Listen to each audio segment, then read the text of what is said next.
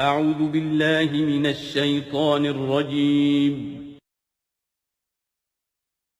بسم الله الرحمن الرحيم.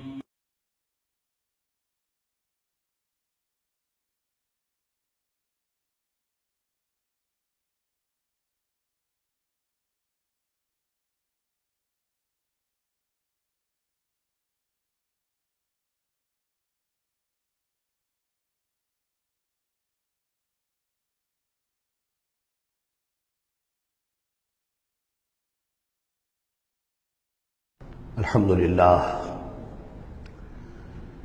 لله وكفى والصلاة والسلام على عباده الذين اصطفى خصوصا على أفضلهم وخاتم النبيين محمد الأمين وعلى آله وصحبه أجمعين. أما بعد فقد قال الله تبارك وتعالى كما ورد في سورة الحج: اعوذ باللہ من الشیطان الرجیم بسم اللہ الرحمن الرحیم. ان اللہ یدافع عن الذین آمنوا ان اللہ لا يحب كل خوان کفور. اذن للذین یقاتلون بانہم ظلموا وان اللہ علی نصرهم لقدیر. الذين اخرجوا من ديارهم بغير حق الا ان يقولوا ربنا الله ولولا دفع الله الناس بعضهم ببعض لهدمت صوامع وبيع وصلوات ومساجد يذكر فيها اسم الله كثيرا ولينصرن الله من ينصره ان الله لقوي عزيز. الذين إن مكناهم في الأرض أقاموا الصلاة وآتوا الزكاة وأمروا بالمعروف ونهوا عن المنكر ولله عاقبة الأمور. صدق الله العظيم. رب اشرح لي صدري ويسر لي أمري واحلل عقدة من لساني يفقهوا قولي. اللهم ربنا ألهمنا رشدنا وأعذنا من شرور أنفسنا. اللهم أرنا الحق حقا وارزقنا اتباعه وأرنا الباطل باطلا وارزقنا اجتنابه. اللهم وفقنا لما تحب وترضى. اللهم ربنا آنس وحشتنا في قبورنا وارحمنا بالقرآن العظيم. اللهم اجعله لنا إماما ونورا وهدى ورحمة. اللهم ذكرنا منه ما نسينا وعلمنا منه ما جهلنا وارزقنا تلاوته آناء الليل وآناء النهار واجعله لنا حجة يا رب العالمين آمين. یہ بات میں عرض کر چکا ہوں کہ سورہ حج کے بعض مضامین بہت مشابہ ہیں سورہ بقرہ سے. اس سورہ مبارکہ کے بارے میں بعض حضرات کی رائے یہ ہے کہ یہ مدنی ہے، لیکن صحیح بات یہی ہے کہ یہ مکی صورت ہے. البتہ اس میں کچھ آیات ایسی ہیں کہ جو مدنی بھی ان کو قرار دیا جا سکتا ہے. اور ایک روایت جو حضرت عبداللہ ابن عباس رضی اللہ تعالی عنہما کی مجھے مل گئی ہے وہ یہ ہے کہ وہ اثناء سفر ہجرت میں نازل ہوئی، اور اس وقت ہمیں اب انہی آیات کا مطالعہ کرنا ہے. یہ آیات یوں سمجھیے کہ نبی اکرم صلی اللہ علیہ وسلم کی وہ جد و جہد اور آپ کی دعوت اور تحریک جو ہے اس میں ایک بڑے ٹرننگ پوائنٹ کو ریپرزینٹ کر رہی ہے. یہ ایک بڑا فیصلہ کن موڑ ہے آپ کی جد و جہد میں. یہ مشابہت ذہن میں رکھیے کہ سورہ بقرہ میں بھی جہاں 23ویں رکوع میں تقریباً وسط ہے سورہ بقرہ کا، جس طرح یہ وسط ہے سورہ حج کا، وہاں بھی 23ویں رکوع میں رمضان مبارک اور روزے کی حکمتیں اور اس کے احکام کا بیان ہوا. 24ویں رکوع سے قتال فی سبیل اللہ اور اس کے ساتھ ہی حج کے دو جو رکوع ہیں مناسک حج پر مشتمل ہے. یہاں پر بھی آپ دیکھیے کہ مناسک حج پر 2 رکوع مشتمل تھے اور اس کے فوراً بعد قتال کی بات ہو رہی ہے. بڑا گہرا ربط ہے ان دونوں کے اندر، اس لیے کہ قتال فی سبیل اللہ کا جو سب سے پہلا ہدف تھا وہ یہی تھا کہ توحید کا مرکز کعبۃ اللہ جو اصل میں خدا واحد کی عبادت کے لیے بنایا گیا تھا، اس وقت وہ مشرکین کے تسلط میں ہے اور انہوں نے اسے شرک کا اڈا بنایا ہوا ہے. تو گویا کہ اب پہلا جو فرض منصبی ہے امت مسلمہ کا وہ یہ ہے کہ اس مرکز توحید کو مشرکین کے تسلط سے واگزار کرا کے اسے واقعتاً توحید ہی کا مرکز بنا دیا جائے۔ اس اعتبار سے ظاہر بات ہے کہ جنگ ناگزیر ہے۔ یہ صرف واز سے ہونے والا کام تو نہیں تھا، اس کے لیے تو ظاہر بات ہے کہ طاقت کا استعمال ناگزیر تھا۔ اسی لیے مناسک حج کے ذکر کی فوراً بعد اب یہ تذکرہ ہو رہا ہے۔ یہ آیات میرے خیال میں اثناء سفر ہجرت میں نازل ہوئی۔ فرمایا ان اللہ یدافع عن الذین آمنوا، اللہ تعالیٰ مدافعت کرے گا اہل ایمان کی طرف سے۔ یعنی اب جو نیا دور شروع ہو رہا ہے جس میں کہ آرمڈ کانفلکٹ ہوگا، مسلح تصادم ہوگا، تو مسلمان اور اہل ایمان اپنے آپ کو اکیلا نہ سمجھے، بلکہ ان کی پشت پر اللہ ہے۔ ان کی طرف سے دفاع کرنے کے لیے اللہ تعالیٰ جو ہے وہ ان کی نصرت فرمائے گا۔ ان اللہ یدافع عن الذین آمنوا ان اللہ لا یحب کل خوان کفور، اللہ تعالیٰ کو بالکل پسند نہیں ہے یہ لوگ جو بہت خیانت کرنے والے ہیں اور ناشکرے ہیں۔ یہ کون ہیں؟ یہ قریش مکہ کہ جنہوں نے ایک طرف خیانت کی انتہا کر دی کہ توحید کے مرکز کو شرک کا اڈا بنا دیا۔ یہ امانت تھی ان کے پاس حضرت اسماعیل اور حضرت ابراہیم علیہ السلام کی، اور یہ تو اس لیے تعبیر کیا گیا تھا ربنا لیقیموا الصلاۃ، اور حضرت ابراہیم نے دعا کی تھی وجنبنی وبنی ان نعبد الاصنام، لیکن ان لوگوں نے خیانت کی ہے، ان کی وراثت کے اندر صحیح طرز عمل اختیار نہیں کیا بلکہ خیانت کی روش اختیار کی، اور کفور ہیں، بہت ناشکرے ہیں، اس لیے کہ اس گھر کی وجہ سے انہیں یہ حیثیت حاصل ہے کہ یہ مرکزی شہر بنا ہوا ہے پورے جزیرہ نما عرب کا۔ اس گھر کی وجہ سے انہیں ان کے قافلوں کو تحفظ حاصل ہے کہ ان کے اوپر کوئی حملہ نہیں کرتا، اور مشرق اور مغرب کی جو ٹریڈ ہے اس کے گویا کہ یہ ایک طرح سے پروپرائٹری ان کے پاس حقوق آ گئے، ایکسکلوسیو پروپرائٹری رائٹس، کہ ظاہر بات ہے کوئی اور قافلہ بچ کر جا نہیں سکتا قبائلی ریڈ سے اور حملے سے اور لوٹ مار سے، اور قریش کے قافلے کے اوپر کوئی حملہ کر نہیں سکتا، اسے کوئی چھو نہیں سکتا۔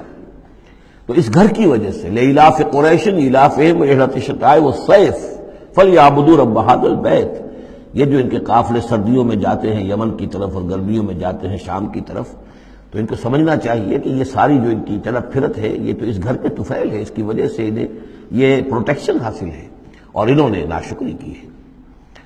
تو اذن للذین یقاتلون بانہم ظلموا، اب اجازت دی جا رہی ہے ان لوگوں کو جن پر کہ جنگ ٹھونس دی گئی ہے، یعنی جو صورتحال پیدا کر دی گئی ہے کہ انہیں گھروں سے نکال دیا گیا، ہجرت پر مجبور کر دیا گیا، انہیں ستایا گیا، سال ہر سال سے ان پر پرسیکیوشن ہو رہی ہے، ٹارچر کیا جا رہا ہے۔ ابھی تک تو اللہ تعالیٰ نے ان کو ہاتھ روکے رکھنے کا حکم دیا ہوا تھا، کفوا ایدیکم، چاہے وہ براہ راست وحی جلی کی شکل میں قرآن میں آیت نہیں آئی تھی، لیکن حضور کے ذریعے سے اللہ تعالیٰ کا یہ حکم لوگوں تک پہنچ چکا تھا، لیکن اب ان کے ہاتھ کھولے جا رہے ہیں۔ اذن للذین یقاتلون بانہم ظلموا، اب جو ان پر ظلم کیا گیا ہے اس کے سبب سے ان کو اجازت دی جا رہی ہے کہ اب وہ اینٹ کا جواب پتھر سے دے سکتے ہیں۔ وَإِنَّ اللَّهَ عَلَىٰ نَصْرِهِمْ لَقَدِيرٌ، اور دوبارہ پھر تاکید کے ساتھ کہہ دیا کہ ان کو اپنے آپ کو اکیلے نہ سمجھے، یقیناً اللہ تعالیٰ ان کی نصرت پر قادر ہے، ان کی مدد فرمائے گا۔ الَّذِينَ أُخْرِجُوا مِن دِيَارِهِمْ، وہ لوگ کہ جو اپنے گھروں سے نکال دیے گئے۔ یہ سب کون تھے؟ مہاجرین جو تھے، یہ مکے سے جو نکلنے پر مجبور کر دیے گئے، اہل و عیال کو چھوڑ کر نکلنے پر مجبور ہوئے۔ الَّذِينَ أُخْرِجُوا مِن دِيَارِهِمْ بِغَيْرِ حَقٍّ، جو نکال دیے گئے اپنے گھروں سے، اپنے علاقوں سے نا حق، الا ان یقولوا ربنا اللہ، صرف اس جرم کی پاداش میں کہ انہوں نے کہا ہمارا رب اللہ ہے، ہم صرف ایک اللہ کو مانتے ہیں اور دوسرے آلہہ کو، دوسرے معبودوں کو، دوسرے دیویوں اور دیوتاؤں جو تمہارے من گھڑت ہے ہم ان کو تسلیم کرنے کو تیار نہیں۔ ولولا دفع اللہ الناس بعضهم ببعض، اور اگر اللہ تعالی بعض لوگوں کو بعض کے ذریعے سے دور نہ کرتا رہتا، یعنی زمین میں یہ مضمون آ چکا ہے، سورہ بقرہ کی آیت نمبر 251 میں بھی یہی مضمون آیا تھا، جب طالوت اور جالوت کی جنگ ہوئی تھی اس کے بعد یہ بات آئی تھی کہ اللہ تعالیٰ وقتاً فوقتاً زمین کی صفائی کرتا رہتا ہے، کہ جو بڑے فاسد قسم کے لوگ ہوتے ہیں اور مفسد قسم کے لوگ ہوتے ہیں، فاسد کلچر ہوتا ہے، فاسد ثقافت ہو جاتی ہے، تو پھر کوئی نہ کوئی ایسی شکل ہوتی ہے کہ اللہ تعالیٰ ان کو ختم کر کے، ان کا استیصال کر کے، ان لوگوں کو کچھ لوگوں کے ذریعے سے دنیا سے نیست و نابود کر دیتا ہے۔ اگر ایسا نہ ہوتا رہتا، وہاں یہ الفاظ آئے تھے، اگر ایسا نہ ہوتا رہتا تو لفسدت الارض، زمین میں تو فساد ہی فساد ہوتا پھر، یہاں فرمایا وَلَوْلَا دَفْعُ اللَّهِ النَّاسَ بَعْضَهُم بِبَعْضٍ لَهُدِّمَتْ صَوَامِعُ وَبِيَعٌ وَصَلَوَاتٌ وَمَسَاجِدُ يُذْكَرُ فِيهَا اسْمُ اللَّهِ كَثِيرًا، تو ڈھا دیے جاتے سارے خانقاہیں اور تکیے اور سارے گرجے اور کنیسے اور ساری سینیگوگز. صلوتا یہ عربی زبان کا لفظ ہے، صلات ہی سے ہے یہ عربی، اور جیسا کہ میں نے عرض کیا ہے بارہا عبرانی اور عربی زبان جو ہے یہ عبرانی زبان کا لفظ ہے صلوتا، اور عربی اور عبرانی جو ہے یا تو سگی بہنیں ہیں کسی ایک ہی زبان کی، یہ دونوں نکلی ہوئی شاخیں ہیں، اور یا یہ کہ عبرانی ماں ہے اور عربی اس کی بیٹی ہے، یہ ان کے درمیان رشتہ ہے. صلات کا لفظ جو عربی میں آیا ہے اور قرآن مجید میں صلوتا یہ وہاں پر بھی موجود تھا. ہمارے ہاں سلام ہے، ان کا شلام ہے، وہ فرق اتنا ہی ہے، وہ شین کے ساتھ اور وہ بڑا اس کو گول کر کے شلام کہتے ہیں، باقی ہمارے یہاں سلام ہے، فرق اور خاص نہیں ہے. ان کا جو یوم کپور ہے وہ یوم کفارہ ہے، یوں کا تو یوم کی طرح ہے. کپور پے اور فے، جیسا کہ میں نے آپ کو بتایا تھا ذوالکفل میں پے فے کی جگہ ہو جاتی ہے، تو یوم کپور ہے ان کے ہاں، یوم کفارہ. تو یہ تقریباً تمام جو اصطلاحات ہیں وہ بہت ایک دوسرے کے قریب ہیں. تو اگر ایسا نہ ہوتا کہ اللہ تعالیٰ کچھ لوگوں کے ذریعے سے اس دنیا سے نیست و نابود کرتا رہتا، تو پھر تو یہ کہ کوئی عبادت گاہیں دنیا میں قائم ہی نہ رہتی. ظاہر بات ہے اپنے اپنے وقت میں یہ تمام عبادت گاہیں خدا واحد کی عبادت کے لیے بنائی گئی تھی. ومساجد، اور مسجدیں یذکر فیہا اسم اللہ کثیرا، جن میں کہ اللہ تعالیٰ کا نام کثرت سے لیا جائے. وَلَيَنصُرَنَّ اللَّهُ مَن يَنصُرُهُ، یہ بہت اہم ہے، یہ آیت کا ٹکڑا، اور یہ ہر شخص کو یاد کر لینا چاہیے. لازماً اللہ مدد کرے گا ان کی جو اس کی مدد کرتے ہیں. اس میں زیادہ زور ہے وَلَيَنصُرَنَّ اللَّهُ. عربی زبان میں اس سے زیادہ تاکید کا اسلوب نہیں ہے. فعل مضارع سے پہلے لام زبر کے ساتھ، لام مفتوح، اور آخر میں نون مشدد تشدید کے ساتھ. افعلو یہ میں کروں گا، لافعلن میں لازماً کروں گا، یہ جو انداز ہے اس میں کوئی شک نہیں. وَلَيَنصُرَنَّ اللَّهُ مَن يَنصُرُهُ. لیکن دوسری بات یہ آئی کہ ظاہر بات ہے کہ یک طرفہ معاملہ نہیں ہے. تم اللہ کی مدد کرو گے تو اللہ تمہاری مدد کرے. تم اللہ کے باغیوں کے ساتھ دوستیوں کی پیلیں بڑھاؤ، اللہ کے دشمنوں کے ساتھ تمہاری جو ہے وفاداریاں ہوں، اور تم چاہو کہ اللہ تمہاری مدد کرے، یہ تو انہونی بات ہے. جیسے سورہ بقرہ میں ہم نے دیکھا تھا فاذکرونی اذکرکم، تم مجھے یاد رکھو میں تمہیں یاد رکھوں گا. اسی طرح وَلَيَنصُرَنَّ اللَّهُ مَن يَنصُرُهُ، لازماً اللہ مدد کرے گا ان کی. اسی سورہ مبارکہ میں ہم دیکھ چکے ہیں کہ اس کا یقین ہونا چاہیے بندہ مومن کو، اور یہ یقین اس کا بہت بڑا سہارا بنتا ہے، اس کے صبر کا اور ثبات کا اور استقامت کا. ورنہ یہ کہ اگر اس یقین، اس اللہ کی مدد کی امید کی رسی کو وہ کاٹ دے تو پھر اس کے لیے کوئی سہارا نہیں رہے گا.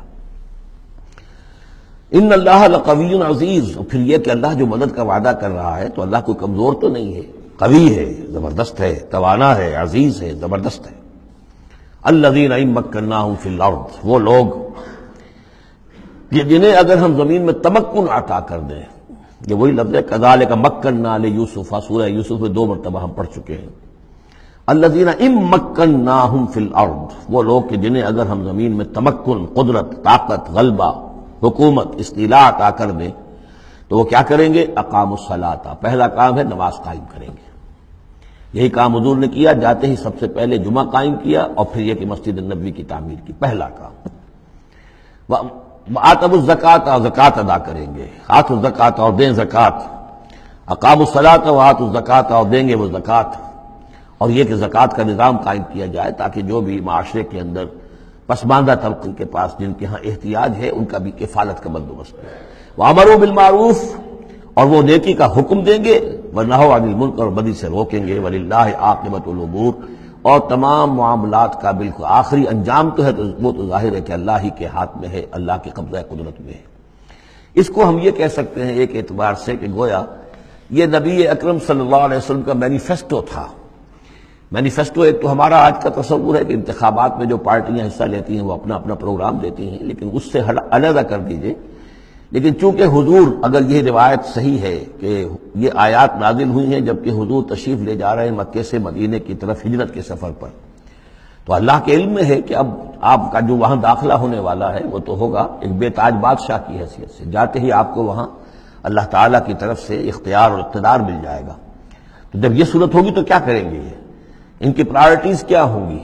تو جیسے کہ جب آپ نے کہا کرتی ہے کہ ہماری حکومت بنے گی تو ہم یہ کریں گے، تو گویا کہ یہ ہے وہ ہمیشہ کے لیے اہل ایمان کا جو سمجھیے کہ اللہ تعالیٰ کی طرف سے دیا ہوا ان کا مینیفیسٹو ہے، الذین ان مکناہم فی الارض اقاموا الصلاۃ وآتوا الزکاۃ وامروا بالمعروف ونہوا عن المنکر وللہ عاقبۃ الامور۔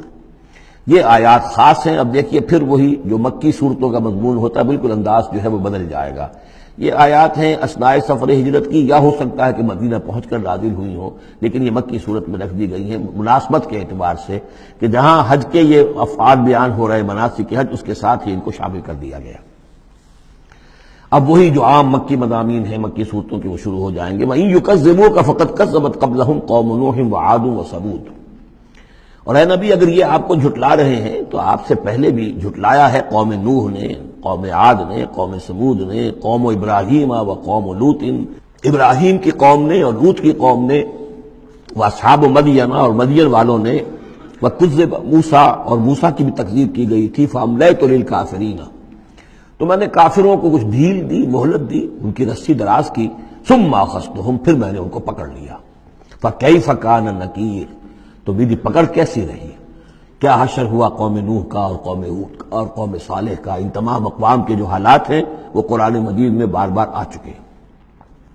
فَكَأَيٍّ مِّن قَرْيَةٍ أَهْلَكْنَاهَا تو کتنی ہی ایسی بستیاں ہیں، آبادیاں ہیں جن کو ہم نے ہلاک کیا، وَهِيَ ظَالِمَةٌ اور ہلاک یوں ہی نہیں کر دیا، وہ ظالم تھی، گناہ گار تھی، ان میں گناہ اتنا پھیل گیا تھا، شرک اور کفر کا اتنا دورہ ہو گیا تھا کہ گویا کہ وہ ایسے ہی تھا جیسے انسانی جسم کا کوئی حصہ اگر گل جائے تو اس کو کاٹ دینے ہی میں عافیت ہے، ورنہ پورے جسم کے لیے وہ چیز جو ہے وہ مضر ہوگی۔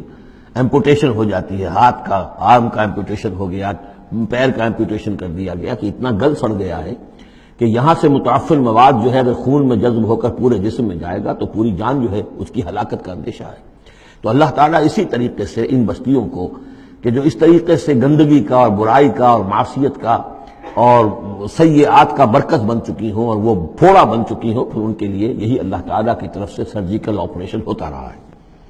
فَكَأَيٍّ مِّن قَرْيَةٍ أَهْلَكْنَاهَا فَهِيَ ظَالِمَةٌ فَهِيَ خَاوِيَةٌ عَلَىٰ عُرُوشِهَا وہ گری پڑی ہوئی ہیں اپنی چھتوں کے بل پر۔ وَبِئْرٍ مُعَطَّلَةٍ کتنے ہی کنویں ہیں کہ جو بند پڑے ہوئے ہیں، بڑی محنت سے لوگوں نے اپنے اپنے زمانوں میں کھودے ہوں گے، ان سے پانی پینے والے لوگ ہوں گے یا جمگھٹے رہا کرتے ہوں گے لوگوں کے، اب معطل پڑے ہوئے ہیں۔ وقصر مشید کتنے ہی محل ہیں جو ان میں بڑی گچکاری کی گئی ہے، بہت انہیں مضبوط بنایا گیا ہے۔ اب جاؤ الحمرا کو دیکھ لو، کبھی مسلمان حکومت کیا کرتے تھے، غرناطہ میں جاؤ اور دیکھو الحمرا محل کیسا ہے، جاؤ اور کرتبہ کی مسجد کو دیکھو کہ جہاں کوئی سجدہ کرنے والا نہیں ہے، کسی کو سجدے کی اجازت نہیں ہے۔ افلم یسیروا فی الارض تو کیا ان لوگ زمین میں گھومے پھرے نہیں ہیں، فتکون لہم قلوب یعقلون بہا تو ہوتے ان کے دل جن سے یہ سمجھتے اور بات کو کی تہ تک پہنچتے۔ یہ جو لفظ قلب کے ساتھ عقل آیا ہے، اب اس کو اچھی طرح سمجھ لیجئے، چونکہ یہ بات میری تو آپ کے سامنے آ چکی ہے کہ میرے نزدیک انسان ایک مرکب وجود کا حامل ہے۔ اس کا ایک وجود حیوانی ہے، خالص حیوانی اور مکمل حیوان اور اعلیٰ ترین حیوان۔ انسان اعلیٰ ترین حیوان ہے، تمام حیوانوں میں سب سے افضل ہے، اور اس میں وہ ساری فیکلٹیز ہیں کہ جو حیوانات میں بھی ہوتی ہیں، لیکن اس کا ایک روحانی وجود ہے، وہ مکمل وجود ہے، انڈیپینڈنٹ ہے، بالکل اس حیوانی وجود سے ایک علیحدہ اور مستقل بذات وجود ہے۔ یہ دونوں کیسے جڑے ہوئے ہیں یہ ہم نہیں جانتے۔ وہ تو ہمیں یہ بھی معلوم نہیں کہ انسانی جسم میں جان کہاں ہے، کچھ پتہ نہیں، کہاں دل میں ہے کہیں ہے، تو دل تو بدل دیتے ہیں لوگ، پھر بھی وہ جان تو وہی کی وہی رہتی ہے۔ اب تو جو کچھ ہو رہا ہے آپ کو معلوم ہے، تو جان کہاں ہے، کس چیز سے متعلق، دماغ سے متعلق ہے، دل سے متعلق، کہاں سے متعلق؟ تو لائف ہی کو ہم نہیں جانتے، تو لائف سے آگے روح کا تعلق کس طور سے ہے ہم کیا جان سکتے ہیں؟ ہست رب الناس را با جان الناس اتصال بے تکیف بے قیاس، یہ متصل ہے، یہ جو روحانی وجود ہے اور حیوانی وجود ہے یہ متصل ہے، ملے ہوئے تو ہیں، لیکن یہ اتصال ایسا ہے بے تکیف بے قیاس، نہ اس کی کیفیت معلوم ہو سکتی ہے، نہ اس کو کسی اور چیز پر قیاس کیا جا سکتا ہے، لیکن ہے دو علیحدہ وجود۔ ایک وجود پہلے پیدا کیا گیا تھا، کما خلقناکم اول مرہ، دوسرا وجود اس عالم خلق کے اندر آتا ہے، اور ان میں سے ہر ایک کی، دونوں کی اپنی اپنی عقل ہے۔ روح کی اپنی عقل ہے، روح کی اپنی آنکھ ہے، روح کے اپنے کان ہیں، اور جسم کے حیوانی وجود کے اپنی آنکھیں ہیں، اپنے کان ہیں، اپنی عقل ہے۔ تو ان السمع والبصر والفؤاد، یہ حیوانی یہ گویا کہ انسان کے جو حیوانی ذرائع علم ہیں وہ یہ ہیں جن کے بارے میں گفتگو سورہ بنی اسرائیل کی اس آیت کے حوالے سے میں تفصیلاً کر چکا ہوں، ان السمع والبصر والفؤاد کل اولئک کان عنہ مسئولا۔ لیکن انسان کے اندر جو یہ روح ہے یہ دیکھتی بھی ہے، یہ سنتی بھی ہے، اس کے اپنے کان ہیں، وہ غیر مرئی کان ہیں، غیر مرئی آنکھیں ہیں، لیکن اس کی اپنی عقل ہے۔ اب یہاں دیکھیے یہ دونوں چیزیں واضح ہو جائیں گی۔ فَتَكُونَ لَهُمْ قُلُوبٌ يَعْقِلُونَ بِهَا، تو ہوتے ان کے دل کہ جن سے یہ بات سمجھتے، او آذان یسمعون بها، یا ہوتے کان جن سے یہ سنتے، فإنها لا تعمل ابصار ولكن تعمل قلوب التي في الصدور، اس لیے کہ آنکھیں اندھی نہیں ہوا کرتی، دل اندھے ہو جاتے ہیں جو سینوں کے اندر ہے۔ یہ کون سا اندھاپا ہے؟ ابو جہل اندھا تھا کس اعتبار سے؟ ابو لہب اندھا تھا کس اعتبار سے؟ ولید بن مغیرہ اندھا تھا کس اعتبار سے؟ ان کی آنکھیں تو اندھی نہیں تھی، ان کے دل اندھے ہو گئے تھے، ان کی روحیں اندھی ہو گئی تھی، ان کے اوپر اپنی دنیاوی اغراض، اپنی ضد، اپنی ہٹ دھرمی اور اپنے تکبر اور اپنے جو بھی ان کے اندر عصبیتیں تھیں، اس کی وجہ سے اس طریقے سے ان کے اوپر پٹیاں پڑ چکی تھی کہ وہ روح نہ دیکھتی تھی نہ سنتی تھی۔ تو یہ ہے اصل میں یہ معاملہ۔ فَإِنَّهَا لَا تَعْمَى الْأَبْصَارُ، ایک ہے آنکھیں اندھی، لیکن ہو سکتا ہے اس کا دل جو ہے وہ دوسروں سے کہیں زیادہ دیکھنے والا ہو، لیکن یہ کہ آنکھوں کا اندھا ہونا اتنا بڑی بات نہیں جتنا دل کا اندھا ہونا۔ افلم یسیروا فی الارض فتکون لہم قلوب یعقلون بہا، تو کیا یہ زمین میں گھومے پھرے نہیں، پھر ہوتی ہیں ان کے دل کہ جن سے یہ بات کو سمجھتے، او آذان یسمعون بہا، یا ہوتے کان، روح کے کان کہ جن سے یہ سنتے، دیدن دیگر آموز سنیدن دیگر آموز، اس لیے کہ ظاہر بات ہے بستیوں کو تو وہ دیکھتے تھے، کتا بھی دیکھ رہا ہے کہ کار آ رہی ہے، اسے بچنا ہے، وہ بھی اپنی جان بچاتا ہے، انسان نے بھی دیکھ لیا اور وہ بھی جان بچانے کے لیے ایک طرف ہو گیا، تو کوئی بڑا فرق نہیں۔ یہ حیوانی جو دیکھنا ہے وہ تو دیکھنا ہے، لیکن انسان کا دیکھنا کچھ اور ہے۔ فَإِنَّهَا لَا تَعْمَى الْأَبْصَارُ وَلَكِنْ تَعْمَى الْقُلُوبُ الَّتِي فِي الصُّدُورِ، اس لیے کہ آنکھیں اندھے نہیں ہوا کرتی بلکہ دل اندھے ہو جاتے ہیں جو سینوں کے اندر ہیں، اس لیے کہ روح کا مسکن قلب ہے، یہ ہم جانتے ہیں، روح کا مسکن قلب ہے، یہ ہم نہیں جانتے کہ کیسے، کس طرح۔ بہرحال دل کو آپ اگر کہیں کاٹیں گے پیٹیں گے تو کہیں وہ آپ کو اس میں روح نظر نہیں آئے گی، وہ غیر مرئی شے ہے، لیکن تعلق اس کا جو ہے وہ قلب انسانی کے ساتھ ہے۔ وَيَسْتَعْجِلُونَكَ بِالْعَذَابِ وَلَن يُخْلِفَ اللَّهُ وَعْدَهُ، اور یہ لوگ جلدی مچا رہے ہیں نبی آپ سے عذاب کی، اور اللہ تعالیٰ اپنے وعدے کی ہرگز خلاف ورزی نہیں کرے گا۔ وہ عذاب آئے گا، کس شکل میں آئے گا ابھی اللہ تعالیٰ نے اس کو چھپا کر رکھا ہوا ہے، کب آئے گا وہ بھی اللہ نے چھپایا ہوا ہے۔ وَإِنْ أَدْرِيَ قَرِيبٌ أَمْ بَعِيدٌ مَا تُوعَدُونَ، یہ ہم سورہ انبیاء میں پڑھائے ہیں کہ میں نہیں جانتا ہے نبی، آپ کہہ دیجئے قُلْ إِنْ أَدْرِيَ قَرِيبٌ أَمْ بَعِيدٌ مَا تُوعَدُونَ، کہ جس چیز کا تم سے وعدہ کیا جا رہا ہے، جس چیز کی دھمکی دی جا رہی ہے وہ قریب آ چکی ہے یا دور ہے۔ وَإِنَّ يَوْمًا عِندَ رَبِّكَ كَأَلْفِ سَنَةٍ مِّمَّا تَعُدُّونَ، اور یقیناً ایک دن آپ کے رب کے نزدیک 1000 برس کا ہے اس حساب سے جو تم تعداد جانتے ہو۔ انسانی عام حساب سے جو 1000 برس ہے، دنیا کا ہمارا حساب سے وہ در حقیقت اللہ کا ایک دن ہے۔ یہ مضمون چونکہ قرآن مجید میں پھر سورہ سجدہ میں پھر آئے گا، 2 مرتبہ آیا، تو یہ مضمون یوں سمجھیے کہ یہ محکمات میں سے، یہ متشابہات میں سے نہیں ہے، بات بالکل پختہ ہے، واضح ہے۔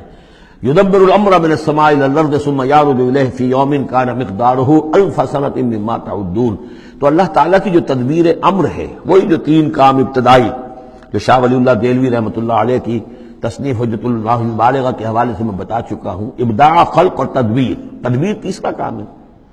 اس تیسرے کام کے ضمن میں اللہ کا جو بھی ایک نقشہ بنتا ہے اس کی مشیت کا، وہ 1000 سال کا ہوتا ہے ہمارے حساب سے، اس کا ایک دن ہے، وہ اس کی ایک پلاننگ ہو جاتی ہے، اس کے احکام جو ہیں وہ فرشتوں کے حوالے کر دیے جاتے ہیں، اس کی پھر ایگزیکیوشن ہوتی ہے، تو 1000 برس کی پلاننگ ہے ہمارے حساب سے، اللہ کے ہاں وہ ایک دن ہے۔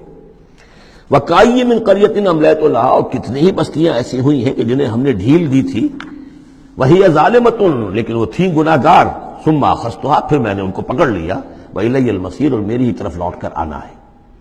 قُلْ يَا أَيُّهَا النَّاسُ إِنَّمَا أَنَا لَكُمْ نَذِيرٌ مُّبِينٌ، کہہ دیجئے اے نبی، اے لوگو، میں ہوں ایک خبردار کرنے والا، صاف صاف تمہارے لیے ایک خبردار کرنے والا آیا ہوں، ڈرانے والا آیا ہوں، بتا دینے والا ہوں کہ یہ مراحل زندگی کے آنے والے ہیں۔ فالذین آمنوا وعملوا الصالحات، جو لوگ ایمان لائیں اور نیک عمل کریں، لہم مغفرۃ ورزق کریم، ان کے لیے اللہ کی طرف سے مغفرت ہے، یہ میں بشارت دے رہا ہوں، اور رزق کریم، اور بہت ہی باعزت روزی ملے گی۔ والذین سعوا فی آیاتنا معاجزین، اور جو لوگ ہماری آیات کے بارے میں تگ و دو کریں گے کہ انہیں کسی طریقے سے فیل کر دیں، ناکام کر دیں، غیر مؤثر کر دیں، ان آیات کو پھیلنے نہ دیں، اولئک اصحاب الجحیم، تو یہ وہ لوگ ہیں کہ جہنم والے ہیں۔ وما ارسلنا من قبل کا، یہ کافی مشکل آیت ہے قرآن مجید کی جو اگلی آ رہی ہے، اور اس میں کافی قیل و قال ہے۔ وما ارسلنا من قبلک من رسول ولا نبی الا اذا تمنى القى الشیطان فی امنیتہ، اور نہیں بھیجا ہم نے آپ سے پہلے بھی کوئی رسول، اے نبی صلی اللہ علیہ وسلم، نہ کوئی رسول نہ نبی، الا اذا تمنا، مگر یہ کہ جب اس نے خود کوئی خیال باندھا، کوئی پلاننگ کی، کوئی نقشہ بنایا اپنے کام کا۔ ایک تو یہ کہ اللہ کی طرف سے ہدایت آ رہی کہ اب یہ کیجئے، اب یہ کیجئے، اب یہ کیجئے، ظاہر بات ہے کہ اس میں تو کسی خطا کا کوئی امکان ہی نہیں، وہی چاہے وہ وہی جلی ہو اور چاہے وہی خفی ہو، نبی کے لیے وہی جلی وہی خفی دونوں محفوظ ہیں۔ وہی خفی کے اندر بھی شیطان یا شیطانی قوتیں کوئی دراندازی نہیں کر سکتے، لیکن یہ کہ کبھی ایسا بھی ہوتا ہے کہ وحی کی طرف سے کوئی بات نہیں آئی ہے۔ ظاہر بات ہے کہ یہ نہیں سمجھنا چاہیے کہ نبی کی حیثیت بالکل ایسے ہے جیسے وہ کسی زمانے میں، آج کل تو شاید وہ معاملہ ختم ہو گیا، وہ تار جو جاتے تھے گٹ گٹ گٹ ہو رہی ہے، ادھر سے ہو رہی ہے، ادھر سے وہ جو مشین بول رہی ہے، تو بیچ میں تو مشین ہے، کچھ نہیں ہے۔ تو ایسا نہیں ہے کہ نبی کی اپنی کوئی شخصیت ہی نہ ہو، نبی کی اپنی کوئی سوچ ہی نہ ہو، نبی کی اپنی کوئی پلاننگ ہی نہ ہو۔ یہ تو عام انسان بھی دیکھیے، اگر کوئی آپ کو یہ کہے بس آپ کو تو جو کہا کرتے چلے جاؤ، تو آپ کہیں گے میری شخصیت، میری بھی کوئی سوچ ہے، میری بھی کوئی اس معاملے کے اندر مجھے بھی کوئی رائے جو ہے۔ تو نبی کا معاملہ یہ نہیں ہے کہ بس ہر لحظہ وہ اللہ کا حکم آ رہا ہے، نہیں، بلکہ یہ کہ ان کو ایک حکم دے دیا گیا، اس پر پھر وہ خود بھی سوچتے ہیں۔ تبلیغ کیجئے، جیسے حکم آیا انذر عشیرتک الاقربین، اب اپنے قریبی رشتہ داروں کو خبردار کیجئے۔ اب یہ کام نبی کا تھا کہ آپ نے حضرت علی کو حکم دیا کہ کھانے کا انتظام کرو، اور بنو ہاشم کے تمام مردوں کو آپ نے بلا لیا۔ یہ جو تدبیر ہے یہ یا محمد الرسول اللہ صلی اللہ علیہ وسلم کی، ان تدبیروں میں ایسا ہو سکتا ہے کہ کسی وقت کوئی خطا ہو جائے، کسی وقت کوئی بات جو ہے غلط بھی ہو جائے۔ یہ بات چونکہ اس کا ذاتی اجتہاد ہے، چنانچہ صحابہ کرام بھی یہ کرتے تھے۔ غزوہ بدر میں حضور نے جہاں حکم دیا تھا کیمپ لگانے کا، تو وہ جا کر بعض صحابہ پہنچ گئے کہ حضور دیکھیے اگر تو یہ وحی کے حکم کے تحت ہے، جو اللہ کا حکم ہے کہ یہاں کیمپ ہمارا ہونا چاہیے، سر تسلیم خم ہے۔ اگر یہ آپ کی ذاتی رائے ہے تو پھر ذرا اگر آپ اجازت دیں تو ہم کچھ اپنی رائے بھی پیش کریں۔ آپ نے فرمایا ہاں کہو۔ انہوں نے عرض کیا کہ ہمارے نزدیک تجربہ ہمیں جنگوں کا ہے، اس کی بنا پر ہم یہ سمجھتے ہیں کہ ہمارا جو پڑاؤ ہے، ہمارا کیمپ وہاں لگنا چاہیے، اس وادی کے اس گوشے میں۔ آپ نے فرمایا ٹھیک ہے، یہاں سے خیمے اٹھاؤ اور وہاں لگا لو۔ ظاہر بات ہے یہ تدبیر تھی ذاتی تھی محمد الرسول اللہ صلی اللہ علیہ وسلم کی۔ اس میں اختلاف کی صحابہ کو گنجائش ہے اور انہیں اپنی رائے پیش کرنے کا بھی موقع ہے۔ اگر یہ وحی سے ہوتا تو ظاہر بات ہے کہ پھر وہاں سے کوئی سوال پیدا نہیں ہوتا تھا کہ وہاں سے کیمپ اکھاڑا جائے۔ تو اس طرح کے معاملے میں خطا بھی ہو سکتی ہے، غلطی بھی ہو سکتی ہے، اور اس قسم کے معاملے میں کوئی در اندازی جو ہے شیطان کی طرف سے بھی ممکن ہے۔ اب یہ مسئلہ ایسا ہے کہ چونکہ عصمت انبیاء کے بارے میں جو بہت حساس، تمام اہل ایمان جو ہے بہت حساس ہیں، تو یہ آیت جو ہے تو یہ گویا کہ یہ سمجھیے کہ یہ حلق میں پھنس جاتی ہے، اس کو اس طریقے سے قبول کرنا بڑا مشکل ہے۔ تو تعویلیں بڑی دور راسکار بھی کی گئی ہیں، لیکن میرے نزدیک اس کی بالکل سیدھی سی بات ہے۔ یہاں تک کہ میں آپ کو واقعہ بتا چکا ہوں تعبیر نخل کا، کہ حضور نے مدینے میں جا کر کہا کہ یہ آرٹیفیشل پالینیشن وغیرہ کے لیے تم جو قریب کر دیتے ہو کھجور کے نر اور مادہ پھولوں کو قریب لے آتے ہو تاکہ فرٹیلائزیشن زیادہ ہو جائے اور پھر یہ کہ پھل زیادہ ہو جائے، نہ کرو تو کیا ہے، آپ کے بس یہ کہنے سے صحابہ نے نہیں کیا، لیکن یہ کہ فصل کم ہو گئی۔ اب انہوں نے ڈرتے ڈرتے عرض کیا کہ حضور آپ نے یہ فرمایا تھا، ہم نے نہیں کیا، تعبیر نخل اس سال ہم نے نہیں کی تھی، فصل کم ہو گئی ہے۔ فرمایا انتم عالم بامور دنیاکم، یہ معاملات تمہارے، میں یہ سکھانے تمہیں نہیں آیا، ایگریکلچر سکھانے نہیں آیا تمہیں میں تو آیا ہوں یہ ہدایت دینے کے لیے۔ جو ہدایت میں دوں، جو میری جو نبوت اور رسالت کا جو ایشو ہے، جو اس کا موضوع ہے، اس پر تمہیں میری ہر بات کو ماننا ہے، لیکن یہ جو تمہارے معاملات ہیں یہ تجرباتی معاملات ہیں۔ اب دیکھیے تجرباتی، چونکہ وہ تجربہ تھا انہیں، وہ کرتے تھے، زراعت کرتے تھے، اور انہیں یہ اندازہ ہو گیا تھا کہ ایسا ہو تو اس سے یہ کہ پھل زیادہ ہوتا ہے، تو تجربے پر تھا، اور تجربے ہی کی بنیاد پر سائنس ہے۔ پوری سائنس کیا ہے؟ ایکسپیریمنٹیشن ہے نا، اسی کے اوپر تو یہ سائنس ڈیولپ ہوئی ہے۔ ان چیزوں کو جو ہے وہ اس سے خارج سمجھیے، اس میں کوئی تعلق جو ہے دین کا اس سے نہیں ہے۔ انتم عالم بامور دنیاکم، تم اپنے ان دنیاوی معاملات کو جو تجربے پر جس کا دار و مدار و نثار ہے مجھ سے بہتر جانتے ہو۔ یہ حدیث ہے بخاری شریف کی الحمدللہ، اللہ تعالیٰ ان پر لاکھوں نعمتیں اور اپنی رحمتیں نازل فرمائے، یہ چیزیں محفوظ رہ گئی ہیں ہمارے لیے، تبھی تو ہمارے لیے کچھ کہنے کا اور بولنے کا موقع ہے۔ تو فرمایا انتم اعلم بامور دنیا کو۔ اسی طریقے کا مسئلہ یہ ہے وما ارسلنا من قبلک من رسول ولا نبی الا اذا تمنا، جب وہ کوئی اپنی اسکیم بناتے ہیں، اپنی پلاننگ کرتے ہیں، القى الشیطان فی امنیتہ، تو شیطان ان کے خیال میں کچھ ڈال دیتا ہے۔ امنیہ کہتے ہیں تمنا، آرزو۔ اب دیکھیے آدمی سوچتا ہے یہ حسرہ ہو جانا چاہیے، یہ کام یوں ہونا چاہیے، مثلا جب کہ آپ نے دیکھا کہ مکہ مکرمہ میں تو میرا قیام ناممکن ہو گیا ہے، اس لیے کہ ابو طالب کے انتقال کے بعد وہ جو خاندانی ایک پروٹیکشن حاصل تھی بنو ہاشم کی، وہ ختم ہو گئی، اور اب خاندان بنی ہاشم کا سردار بھی ابو لہب ہو گیا ہے کہ جو بہت ہی سخت دشمن ہے ذاتی طور پر حضور کا۔ تو پھر آپ نے سوچا اب کیا کروں، کس طرح جاؤں، کدھر دیکھوں، کسے آواز دوں؟ تو آپ نے طائف کا سفر کیا، لیکن یہ کہ وہاں پہ آپ جو ہے ناکام وہاں سے آنا پڑا، وہاں کوئی آپ کو ریسپانس نہیں ملی، بلکہ زندگی کا سخت ترین دن جو ہے حضرت عائشہ صدیقہ رضی اللہ تعالیٰ عنہ کی روایت موجود ہے، ان کے ہوش کے دوران تو سمجھیے کہ غزوہ احد کا دن سخت ترین تھا، تو انہوں نے کبھی پوچھ لیا کہ حضور آپ پر احد کے دن سے بھی سخت دن کوئی گزرا ہے؟ آپ نے فرمایا ہاں، طائف کا دن مجھ پر اس سے کہیں زیادہ سخت تھا، وہ سختی ہوئی حضور پر۔ لیکن اللہ تعالیٰ کی مشیت میں کیا تھا کہ یہ سعادت جو ہے یہ طائف کے لیے نہیں لکھی تھی، یہ سعادت یثرب کے لیے لکھی تھی، جو مدینہ منورہ بننے کی سعادت جو ہے، مدینہ النبی بننے کی سعادت اللہ کی حکمت میں مدینہ کے لیے تھی۔ وہاں حضور گئے بھی نہیں اور وہاں کے 6 آدمی ایمان لے آئے اور کھڑکی کھل گئی۔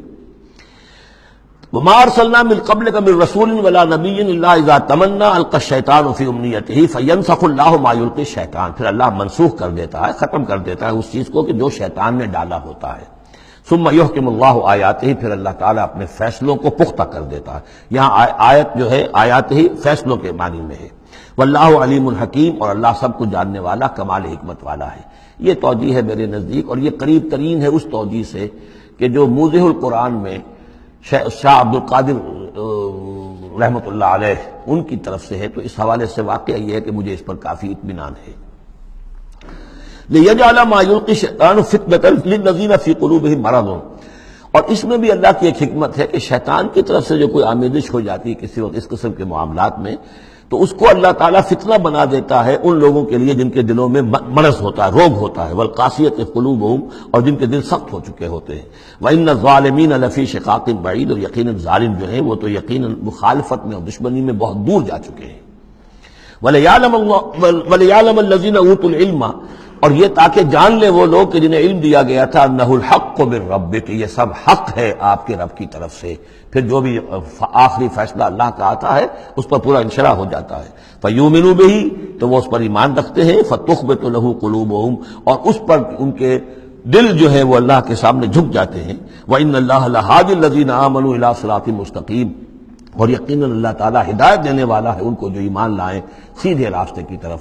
یعنی کبھی اس طرح کی کوئی غلطی ہو بھی جائے، ایبریشنز جس کو ہم کہیں گے، ذرا کہیں ہو بھی جائے تو اللہ تعالیٰ پھر صاف سیدھا کر دیتا ہے اور پھر ان کے رخ کو بالکل صحیح سمت میں موڑ دیتا ہے۔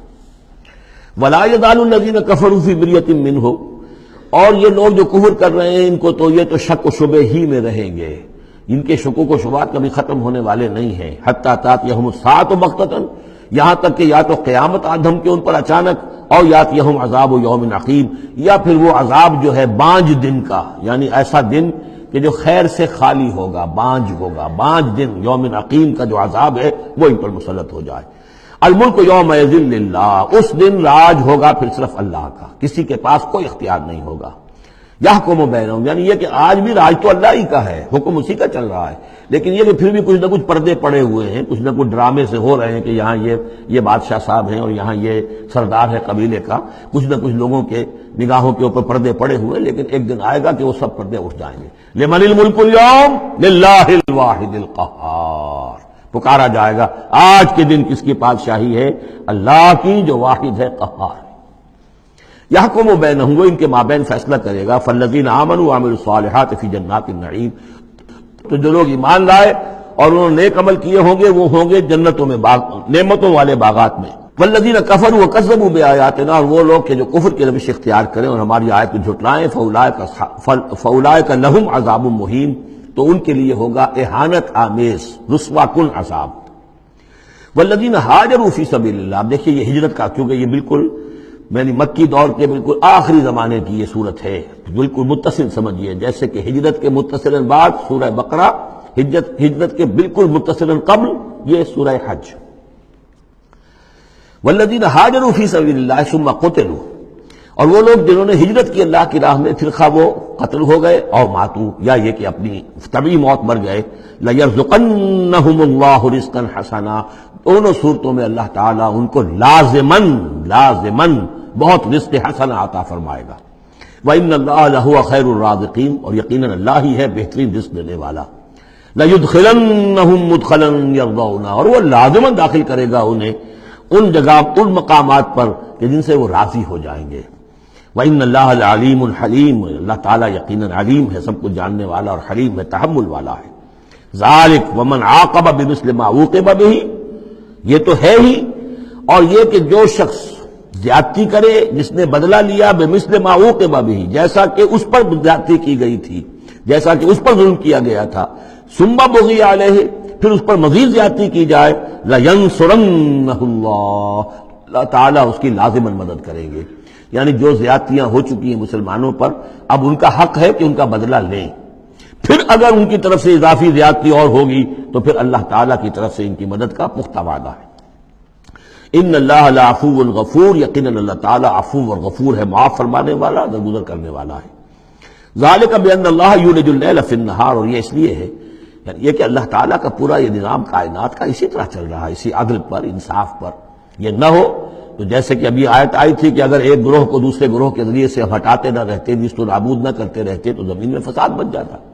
لَهُدِّمَتْ صَوَامِعُ وَبِيَعٌ وَصَلَوَاتٌ وَمَسَاجِدُ يُذْكَرُ فِيهَا اسْمُ اللَّهِ كَثِيرًا، اس طرح فرمایا کہ ہمارا ایک نظام ہے جو اس دنیا کا ہے، اس طرح کا ایک نظام جو ہے وہ آفاقی بھی ہے۔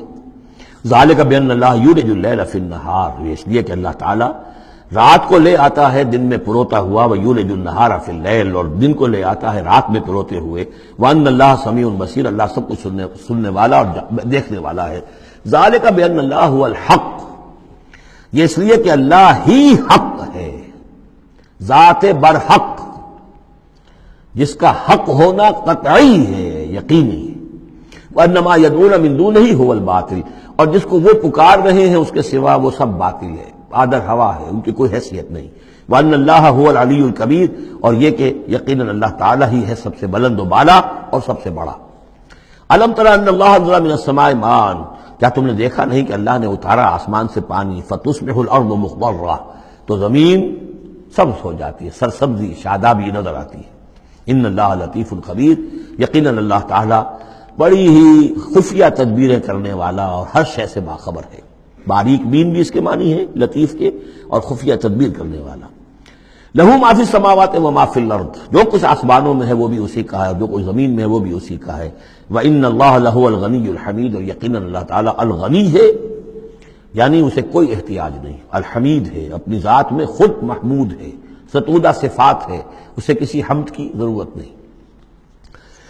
أَلَمْ تَرَ أَنَّ اللَّهَ سَخَّرَ لَكُم مَّا فِي الْأَرْضِ وَالْفُلْكَ تَجْرِي فِي الْبَحْرِ بِأَمْرِهِ، کیا تم نے دیکھا نہیں کہ اللہ تعالیٰ نے تمہارے لیے مسخر کر دیا ہے، تمہاری خدمت گزاری میں، تمہاری ضروریات کی بہم رسانی میں لگا دیا ہے ان سب چیزوں کو جو زمین میں ہے، والفلک، اور کشتی کو، تجری فی البحر بامرہ، جو چلتی ہے سمندر میں اور دریا میں اس کے حکم سے، ویمسک السماء ان تقع علی الارض، اور وہی ہے جو تھامے ہوئے آسمان کو کہ وہ گر نہ جائے زمین پر، الا باذنہ، مگر اس کے حکم سے۔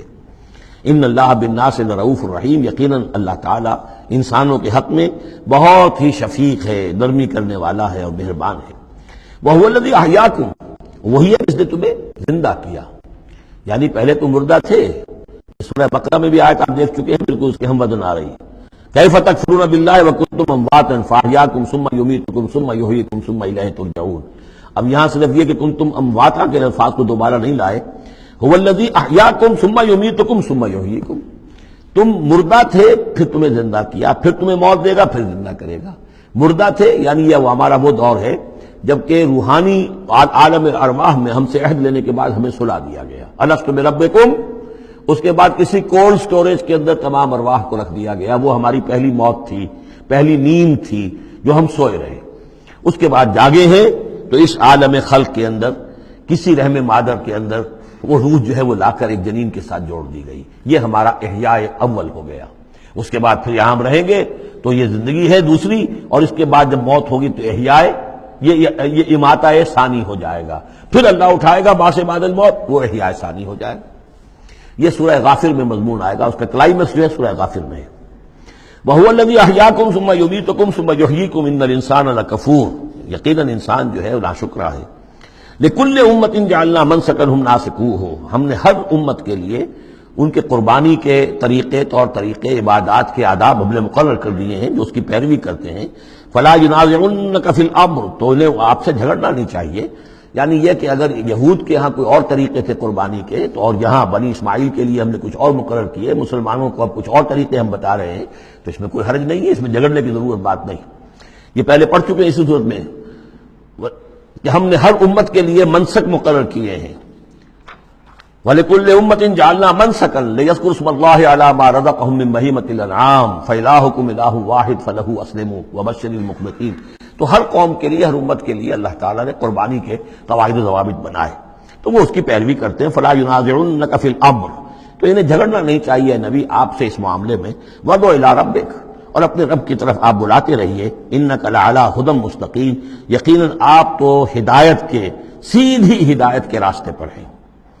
وَإِن جَادَلُوكَ، اور اگر یہ آپ سے جھگڑے، فَقُلِ اللَّهُ أَعْلَمُ بِمَا تَعْمَلُونَ، تو کہیے بھئی اللہ کو بہتر معلوم ہے جو آپ کر رہے ہیں، میں جو سمجھتا ہوں حق ہے، جو حق میرے پاس آئے میں اس کی پیروی کر رہا ہوں، آپ اگر اپنی جگہ سمجھتے ہیں کہ آپ زیادہ حق پر ہیں تو ٹھیک ہے، آپ جانیں، آپ کا رب جانے۔ اللہ یحکم بینکم یوم القیامہ، اللہ فیصلہ کر دے گا تمہارے مابین قیامت کے دن، فیما کنتم فیہ تختلفون، ان تمام چیزوں کے بارے میں جس میں تم اختلاف کرتے رہے تھے۔ الم تعلم ان اللہ یعلم ما فی السماء والارض، کیا تم جانتے نہیں کہ اللہ تعالیٰ جانتا ہے جو کچھ کہ ہے آسمان میں اور زمین میں۔ ان فی ذالک کتاب، اور یہ ایک کتاب میں لکھا ہوا ہے، یہ وہی ام الکتاب ہے، وہی اللہ تعالیٰ کے علم قدیم کی کتاب ہے۔ ان ذالک علی اللہ یسیر، اور یہ چیز اللہ پر بہت آسان ہے، تمہیں مشکل معلوم ہوتا ہے۔ وَيَعْبُدُونَ مِن دُونِ اللَّهِ مَا لَمْ يُنَزِّلْ بِهِ سُلْطَانًا، اور وہ پوج رہے ہیں، پرستش کر رہے ہیں اللہ کے سوا ایسی چیزوں کی جس کے لیے کہ اللہ نے کوئی سند نہیں اتاری۔ یعنی اللہ کو تو ہم بھی مانتے ہیں، وہ بھی مانتے ہیں، اب اضافی جس کو وہ مانگ رہے ہیں تو اللہ کی طرف سے کوئی سند ہونی چاہیے ان کے لیے، تب تو درست ہے، اگر اللہ کی طرف سے سند نہیں ہے تو وہ بے بنیاد ہے۔ وَمَا لَيْسَ لَهُم بِهِ عِلْمٌ، نہ صرف کہ کوئی سند نہیں ہے، کوئی علم بھی نہیں ہے، کوئی معقول بات ہو، کوئی دلیل ہو، کوئی بنیاد ہو، کوئی منطق کے اندر، کوئی حقیقت کے اندر، بالکل بے بنیاد بات ہے۔ وَمَا لِلظَّالِمِينَ مِن نَصِيرٍ، ایسے ظالموں کا کوئی مددگار نہیں ہوگا۔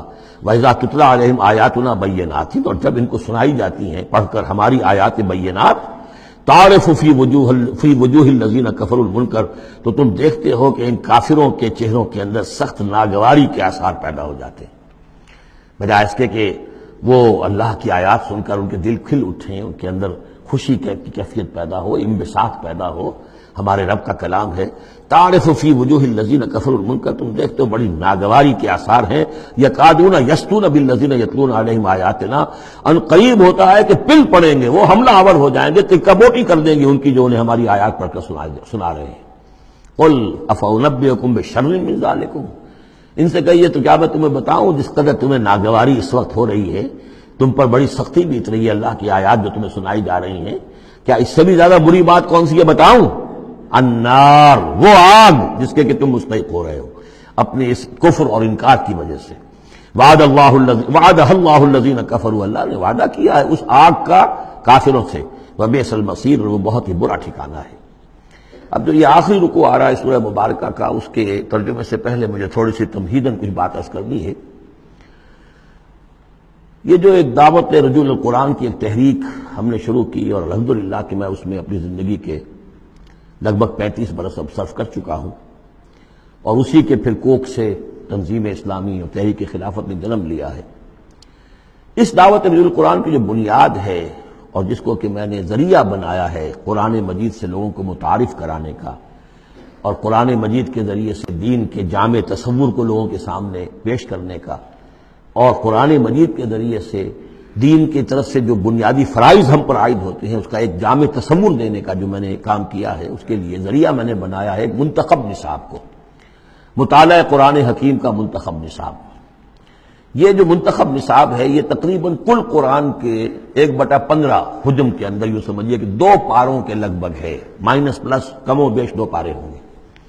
تو اس میں ان آیات کو لیا گیا ہے کہ جن میں ایک تو یہ کہ دین کا جامع تصور بہت مختصر الفاظ میں سامنے آ جائے، اور جو فرائض دینی ہیں جس کا کہ ہم سے باز پرس ہونی ہے، جس کے بارے میں پوچھ گچھ ہونی ہے، تو اس کا صحیح تصور ہمیں معلوم ہے۔ نماز روزہ یہ تو فرض ہے، سب جانتے ہیں، اس کے علاوہ بھی کوئی چیز فرض ہے، کسی چیز کے بارے میں ہم مسئول ہیں، ذمہ داری ہماری ہے یا نہیں ہے۔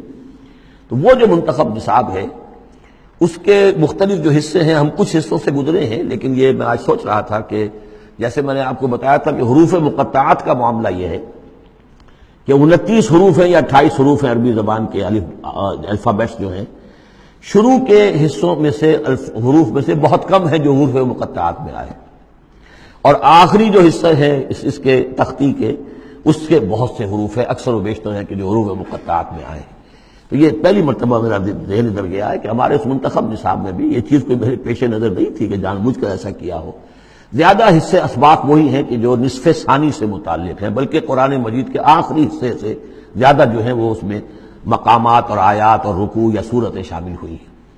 لیکن اس وقت اس کا تعارف میں یہ کرا رہا ہوں کہ اس کا ایک بڑا مرکزی درس ہے کہ جو اگلی جو یہ رکوع آ رہا ہے جو 6 آیات پر مشتمل ہے، یہ اس کا بڑا مرکزی درس ہے۔ یہ جو میرا منتخب نصاب ہے اس کے 6 حصے ہیں۔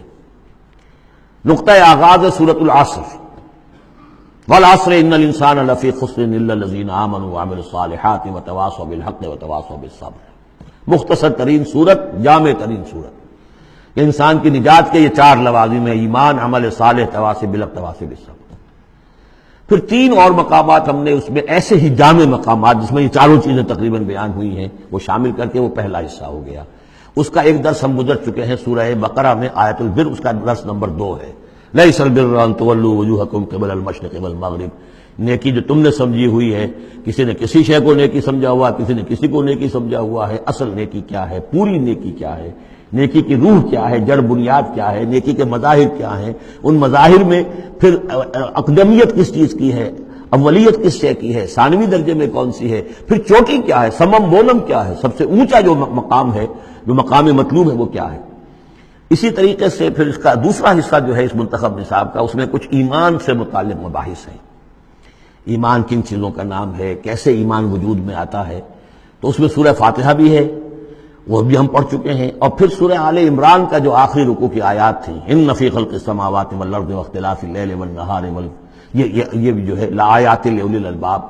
پھر یہ کہ ایک اور سبق اس کا وہ ہے جو اگلی جو صورت آج ہی ہم پڑھیں گے انشاءاللہ، سورہ نور کا جو 5واں رکوع ہے وہ بھی اس کا ایک سبق ہے۔ آج کے ہمارے اس حصے میں اصل میں 3 اسباق آ رہے ہیں کہ جو اس منتخب نصاب کے، اسی لیے میں نے مناسب سمجھا کہ اس منتخب نصاب کا آپ سے تعارف کرا دوں۔ پھر یہ تیسرا حصہ اس کا جو ہے وہ اعمال صالحہ، عمل صالح کی تفصیل کیا ہے، انفرادی سطح پر کیا عمل ہونا چاہیے، اجتماعی سطح پر کیا ہونا چاہیے، معاشرتی سطح پہ کیسے ہونا چاہیے، ریاستی سطح پر کیا ہونا چاہیے۔ تو اس میں خاص طور پہ معاشرتی سطح سے متعلق وہ سورہ بنی اسرائیل کے 2 رکوع ہم پڑھ چکے ہیں جو 15ویں پارے میں آئے، سورہ بنی اسرائیل میں 3 اور 4 رکوع، جو میں نے عرض کیا تھا کہ یہ 10 کمانڈمنٹس جو ہیں تورات کے، گویا کہ ان کی یہ تعبیر ہے، قرآن مجید کی تشریح یہ ہے ان کی۔ تو اس طریقے سے یہ درس جو ہمارا وہ چلتا ہوا، پھر آخر تک اب جو حصے آئیں گے میں بر وقت آپ کو بتاتا جاؤں گا، لیکن یہ درس جو ہے یہ بھی در حقیقت اس کے تیسرے حصے کا آخری یا چوتھے حصے کا پہلا درس ہے، بالکل مرکزی جگہ، 3 حصے ادھر 3 حصے ادھر۔ یہ اس اعتبار سے جامع ترین مقام ہے قرآن کا کہ قرآن کی دعوت کو 2 حصوں میں تقسیم کر کے بیان کیا گیا۔ ایک قرآن کی دعوت عمومی ہے، ہر انسان، کل نوع بشر کے لیے، اس لیے کہ حضور کی بعثت تمام انسانوں کے لیے، ہر انسان کسے باشد، چاہے شمال کا ہو، جنوب کا ہو، مشرق کا ہو، مغرب کا ہو، کالا ہو، گورا ہو، پیلا ہو، نیلا ہو، کوئی ہو، سب کے لیے کیا دعوت ہے قرآن کی، قرآن کیا کہتا ہے، کوئی ہے یا نہیں۔ پہلے درجے میں تو دعوت عمومی، الی کافۃ الناس۔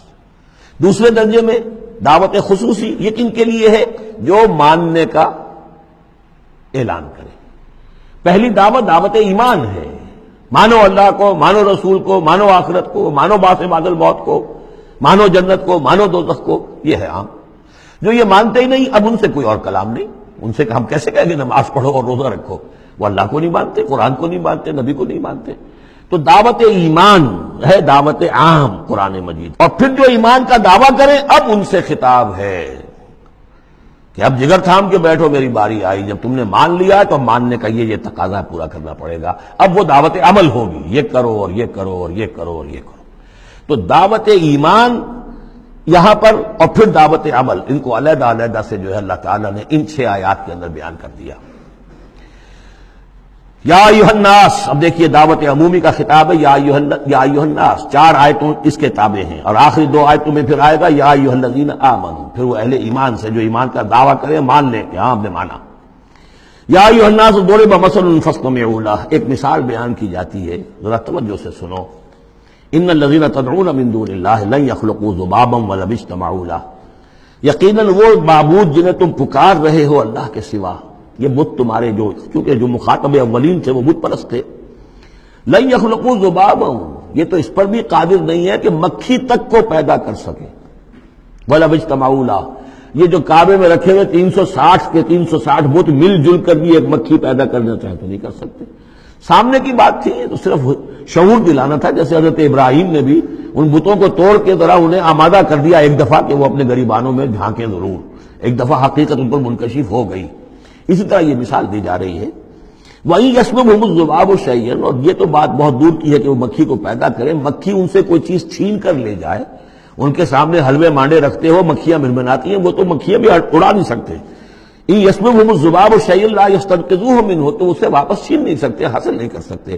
ضعف الطالب والمطلوب، بہت کمزور ہے طالب بھی اور مطلوب بھی۔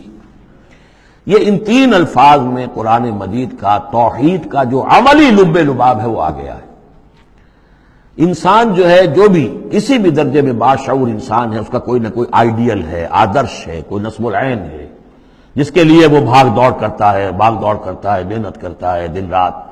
تو ظاہر بات ہے کہ وہ آئیڈیل گھٹیا ہوگا تو انسان بھی گھٹیا ہوگا، آئیڈیل اونچا ہوگا تو انسان بھی اونچا ہوگا۔ یہ دونوں چیزیں جو ہے کورسپونڈنگ جائیں گی۔ اگر آپ کا مقصود ہی پست ہے تو ظاہر بات ہے آپ کی اپنی شخصیت بھی بڑی پست ڈیولپ ہوگی۔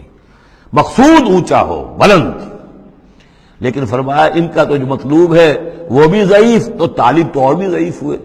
جن کا مطلوب وہ بنے ہوئے ہیں کہ جو مکھی تک نہیں اڑا سکتے، تو طالبوں کا کیا حل ہوگا؟ قیاس کن گلستان من بہار مرا۔ لیکن یہ وہی مضمون ہے جو سورہ بقرہ میں آ چکا ہے۔ وَمِنَ النَّاسِ مَن يَتَّخِذُ مِن دُونِ اللَّهِ أَندَادًا يُحِبُّونَهُمْ كَحُبِّ اللَّهِ، لوگوں میں سے کچھ ایسے ہیں جو اللہ کے مد مقابل بنا کر کچھ اور چیزوں سے محبت شروع کر دیتے جیسے کہ اللہ سے محبت کرنی چاہیے تھی۔ اصل میں تو انسان کو بنایا گیا کہ لا محبوب الا اللہ، لا مقصود الا اللہ، لا مطلوب الا اللہ، مطلوب اللہ کے سوا کوئی نہ رہے، باقی ذرائع ہیں۔ زندہ رہنے کے لیے روٹی کھانی ہے، محنت کرنی ہے، ہل چلانا ہے، ذرائع ہے، مطلوب نہیں ہے۔ نہ کھیتی مطلوب ہے، نہ دکان مطلوب ہے، نہ پروفیشن مطلوب ہے، نہ ڈاکٹری، نہ انجینئرنگ، کوئی شے مطلوب نہیں، نہ دنیا مطلوب ہے، نہ اولاد مطلوب ہے، مطلوب صرف اللہ۔ یہ ہے توحید کا لب لباب، لا مطلوب الا اللہ، لا مقصود الا اللہ، لا محبوب الا اللہ۔ لیکن جو لوگ یہاں تک نہیں پہنچ سکتے، جیسے جس شخص کو بہت سخت بھوک لگی ہو، اگر اچھی چیز کھانے کو نہیں ملے گی تو برے میں بھی منہ مارے گا۔ اگر ان کا ذہن وہاں تک نہیں پہنچا، اگر ان کے ذہن کی پستی کا یہ عالم ہے کہ اللہ کی معرفت حاصل نہیں کر سکے، اللہ ان کا محبوب اور مطلوب و مقصود اصلی نہ بن سکا، تو کسی اور کو اللہ کی جگہ رکھ کر اور وہ پوجنا شروع کر دیتے ہیں۔ کوئی آئیڈیلی ہے، کوئی وطن ہے، کوئی قوم ہے، اور کچھ نہیں تو میرا اپنا نفس ہے، اپنے ہی حسن کا دیوانہ بنا پھرتا ہوں، اپنی ہی حریم ذات کے گرد طواف ہو رہا ہے۔ ضعف الطالب والمطلوب ما قدر اللہ حق قدرہ، یہ اللہ کی قدر نہ کر سکے، اللہ کا اندازہ نہ کر سکے، معرفت حاصل نہ کر سکے اللہ کی، جیسے کہ اس کے معرفت کا حق تھا۔ اللہ کو پہچان لیتے تو کسی اور سے کاہے کو لو لگاتے؟ حسین ترین کو اگر دیکھ لیں گے تو کمتر کو کون پھر پوچھے گا؟ تو دیکھ نہیں پائے ہیں جلال خداوندی کا کوئی نقشہ ان کے سامنے، جلال و جمال و کمال خداوندی کی کوئی جھلک نہیں دیکھ پائے، لہذا وہ عاشق بنے پھر رہے دنیا کے عروس ہزار داماد کے۔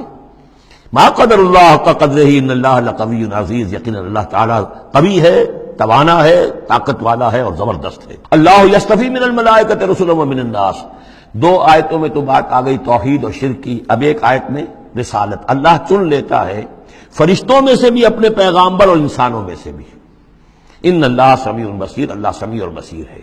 ادھر سے چن لیا جبرائیل کو اور اپنی وحی دے دی، ادھر سے چن لیا محمد کو صلی اللہ علیہ وسلم اور جبریل سے کہا کہ محمد کو پہنچا دو تاکہ محمد اپنے ابنائے نو کو، انسانوں کو لوگ پہنچا دیں۔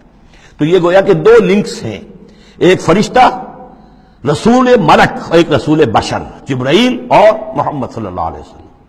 ان اللہ سمیع بصیر، اللہ تعالیٰ سب کچھ سننے والا اور دیکھنے والا ہے۔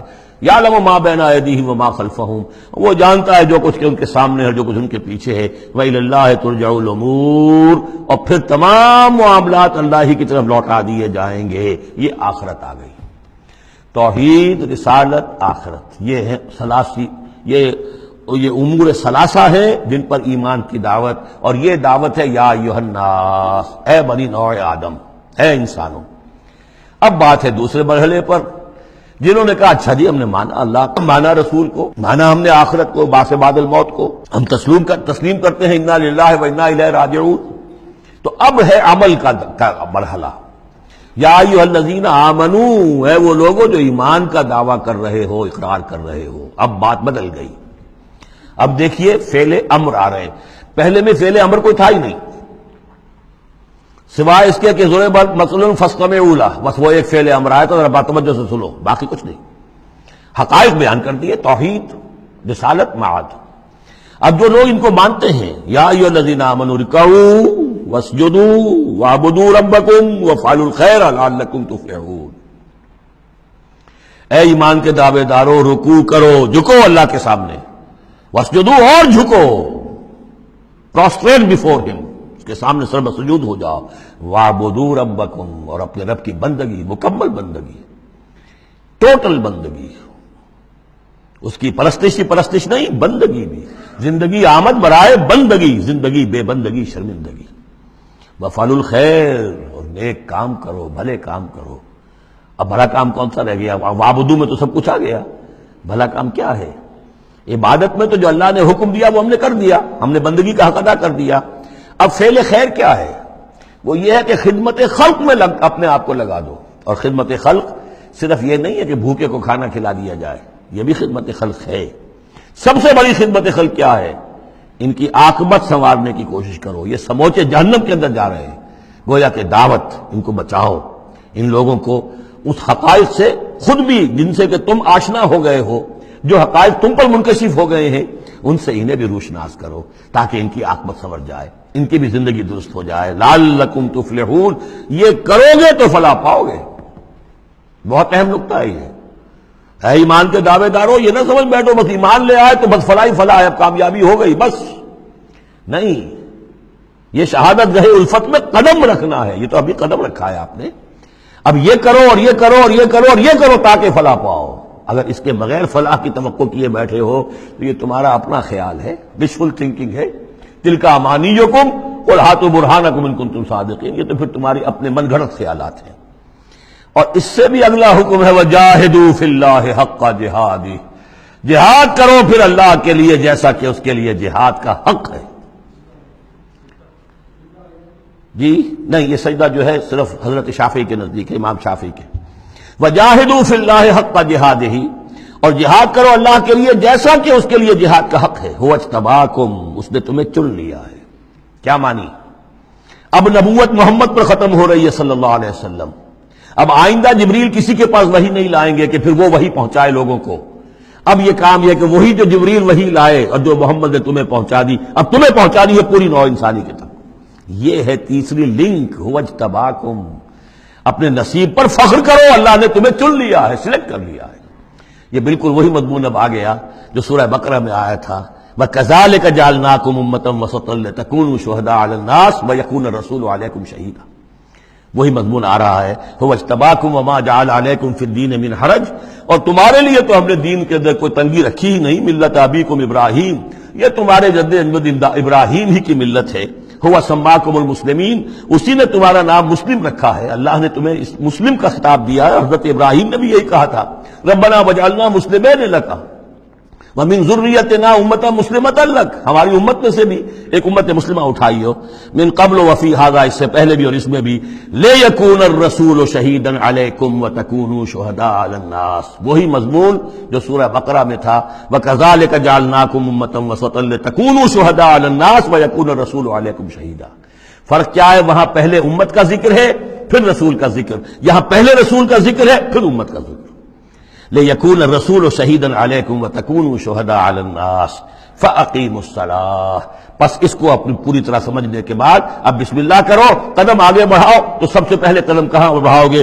فَأَقِيمُوا الصَّلَاةَ وَآتُوا الزَّكَاةَ، نماز قائم کرو، زکوٰۃ ادا کرو، واعتصموا باللہ، اور اب اللہ کے ساتھ چمٹ جاؤ، اللہ کے دامن سے وابستہ ہو جاؤ۔